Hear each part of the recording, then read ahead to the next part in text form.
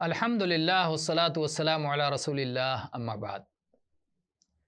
کیا آپ صحابی رسول اسعد بن زرارہ انصاری رضی اللہ عنہ کے بارے میں جانتے ہیں؟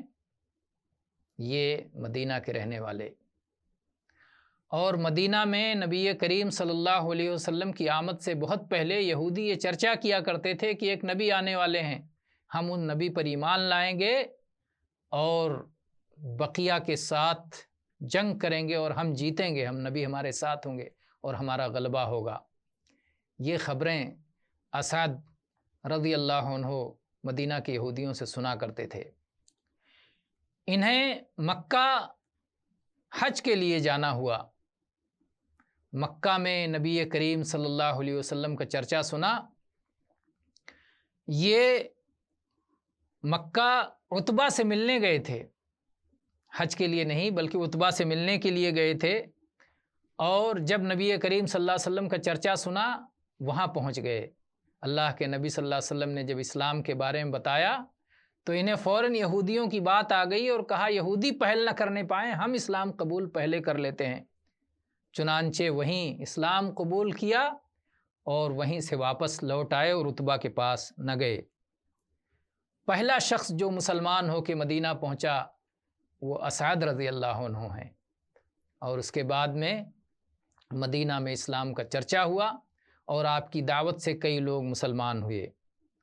اور اس کے بعد میں اگلے سال حج کے موقع پر اسد رضی اللہ عنہ اور آپ کے ساتھ میں کئی ساتھی پہنچے اور بیعت عقبہ اولیٰ کیا۔ بیعت عقبہ اولیٰ میں 6 یا 7 لوگ تھے، اور اس کے بعد یہ 6-7 لوگ واپس مدینہ آئے اور لوگوں میں دعوت کا کام کیا اور لوگ اسلام میں داخل ہوتے رہے، یہاں تک کہ اگلے سال جب گئے تو 70 مرد اور عورتیں جنہوں نے نبی کریم صلی اللہ علیہ وسلم سے بیعت کی، اسے بیعت عقبہ ثانیہ کہا جاتا ہے۔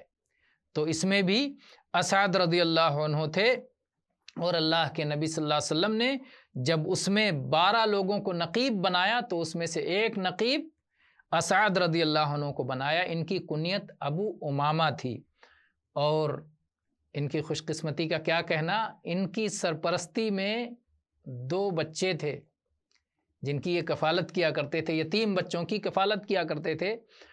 تو جب نبی کریم صلی اللہ علیہ وسلم مدینہ منورہ پہنچے تو ہر کوئی چاہتا تھا کہ یہ خوش نصیبی مجھے ملے اور اللہ کے نبی صلی اللہ علیہ وسلم کو میں اپنا مہمان بناؤں، لیکن اللہ کے نبی نے کہا کہ میری اونٹنی کو چھوڑ دو، فإنہا مأمورہ، اسے اللہ تعالیٰ کی طرف سے حکم ملا ہوا ہے کہ اسے کہاں رکنا ہے، جہاں رکے گی وہیں پر ٹھہریں گے۔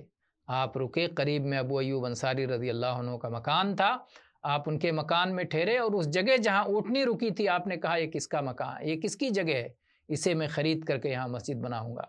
تو بتایا گیا کہ یہ 2 یتیم بچوں کی جگہ ہے، ایک کا نام سہل ہے، دوسرے کا نام سہیل ہے، اور ان یتیم بچوں کی کفالت اسعد ابن زرارہ رضی اللہ عنہ کر رہے ہیں۔ اللہ کے نبی نے قیمت دے کے زمین کو خریدا اور وہاں مسجد کی تعمیر فرمائی۔ تو بہرحال یہ نبی کریم صلی اللہ علیہ وسلم کے صحابی ہیں کہ مصعب بن عمیر رضی اللہ عنہ آئے تو انہی کے مکان پہ رکے، اسعد رضی اللہ عنہ کے مکان پہ رکے، اور پھر وہاں رہ کر کے لوگوں کو قرآن کی تعلیم دیتے تھے اور لوگوں کو اسلام کی دعوت دیتے تھے۔ اسعد رضی اللہ عنہ کی وفات نبی کریم صلی اللہ علیہ وسلم کی حیات مبارکہ ہی میں ہو گئی، اور یہ بقیع غرقد میں دفن کیے گئے رضی اللہ عنہ وارضاہ، وآخر دعوانا ان الحمد للہ رب العالمین۔